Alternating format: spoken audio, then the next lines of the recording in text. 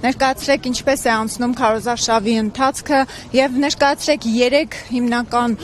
կետ, որի համար ըստ ձեզ պիտի ժողովուրդը ընտրի Բևեռին։ Առհասարակ ոչ միայն Բևեռին, այլ երբ որ քաղաքացին փորձում է ընտրել թե իր ձայնը ում պիտի տա, կարծում եմ մի քանի հիմնարար չափորոշիչներ պիտի լինեն։ Նախ առաջինը քաղաքացին պիտի հասկանա, թե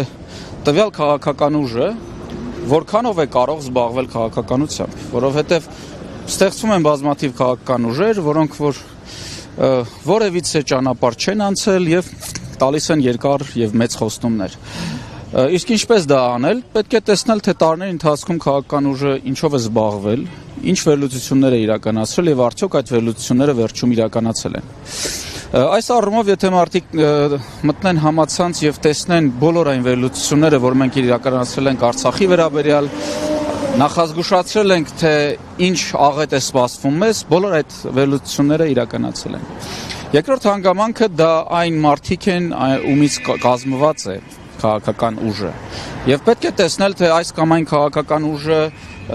ինչ հետագիծ ունի, արդյոք այնտեղ ներգրաված են մարդիկ, ում խոստումները արժեք ունեն։ Ազգային ժողովրդավարական Բևեռում ներգրաված են մարդիկ, ովքեր որ տարիներ շարունակ պայքարել են մեր երկրի համար, հալածվել են, բանտարկվել են, ընդհուպ մինչև մահափորձեր են եղել մեր նկատմամբ, սակայն մենք չենք նահանջել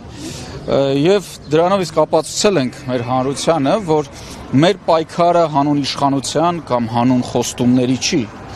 Մեր պայքարը ունի բացառապես գաղափարական հենք եւ մեր պայքարը մեր երկրի եւ ժողովրդի համար է։ Մյուս չափորոշիչը դա մոտեցումն է,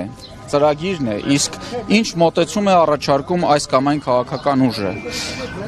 Մենք տասնամյակներ շարունակ գտնվում ենք պայքարի մեջ եւ մեր գաղափարները ներկայացրել ենք հանրությանը եւ մարդիկ կարող են ուղղակի մտնել համացանց եւ տեսնել բոլոր մեր մոտեցումները, որոնք մենք ներկայացնում ենք, ցավոք սրտի չլսվեցին եւ մենք եկանք հասանք այս ծայրահեղ ծանր վիճակին։ Առնվազն 3 այս հենասյուներն են, որոնք թույլ են տալուս մարդուն գալ են համոզմունքի, որ ինքը չունի ավելի լավ ընտրություն, քան ազգային ժողովրդավարական Բևեռն է։ Ազգային ժողովրդավարական Բևեռ, Քվեաթերթիկ համար 8։